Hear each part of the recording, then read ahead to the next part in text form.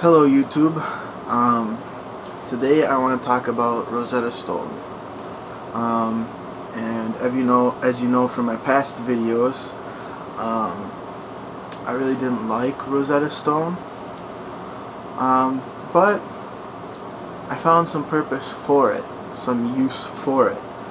Especially now, I'm a lot more busy in my life. I work full time. I'm going to college, getting a linguistics degree, and I'm married now, so life is very busy. So the languages that I do know, I don't want to forget. I'm trying to keep up with them, trying to remember them, and I find that Rosetta Stone helps with that. It helps you remember the languages that you already know when you don't have a lot of time. So like with my Chinese or my German, etc., I find that it helps me, keep the grammar, keep some vocabulary. And of course, I also read dictionaries and try to read grammar books and that type of stuff to try to keep the language, read literature and, try to watch a movie or two or something in that language.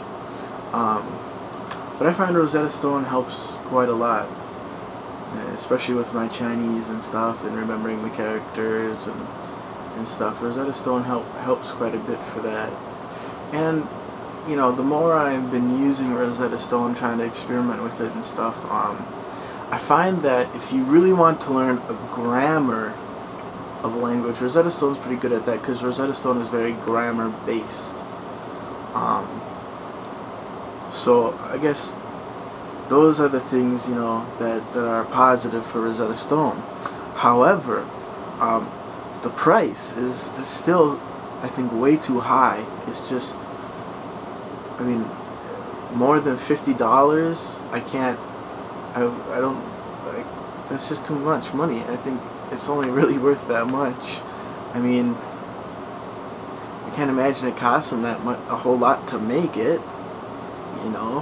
You got a couple voice actors and some, people who know the language and whatever, and some programmers and all that kind of stuff. I don't understand why it's hundreds of bucks. Okay, I just don't think it's really worth it, and that's probably why they're not as successful as they could be, because that price needs to come down.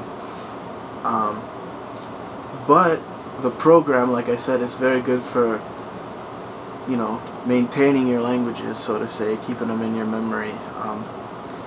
It's easier, I think, to learn a language than it is to constantly keep it in your memory.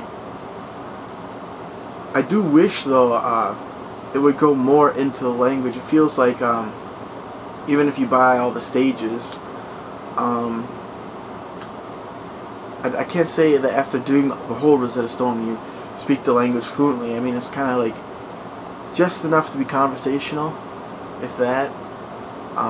But like I said, it serves its purpose as far as keeping, helping you maintain the language. But I think also, like I said, reading dictionaries and keeping to your grammar books definitely helps. And just keeping yourself exposed to the language is important. On a daily basis, I can speak a little bit of Somali.